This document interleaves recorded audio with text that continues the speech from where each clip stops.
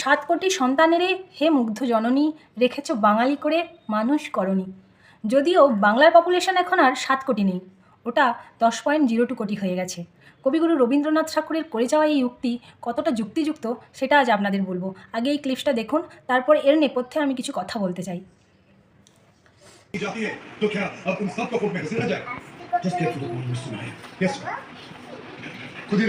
এটা হলো সম্প্রতি মুক্তি পাওয়া একটি বলিউড সিনেমা কেশরী চ্যাপ্টার 2। যেখানে দেখুন ভারতের সর্বকনিষ্ঠ শহীদ ক্ষুদিরাম বসুর নাম বিকৃত করে ক্ষুদিরাম সিং এবং বারীন্দ্র কুমার ঘোষের নাম বিকৃত করে বীরেন্দ্র কুমার বলা হয়েছে।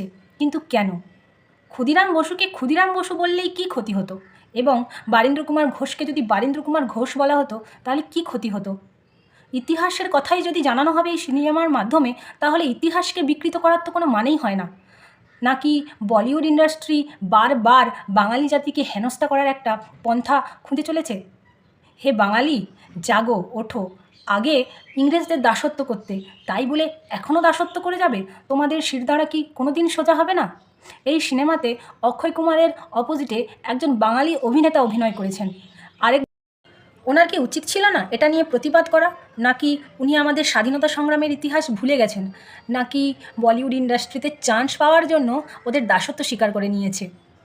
আমাদের স্বাধীনতা সংগ্রামে আমাদের বাঙালি শহীদদের ভূমিকা কতখানি সেটা আমরা কখনো ভুলিনি আর ভুলবও না। হে বাঙালি, প্রশ্ন করো, প্রতিবাদ করো।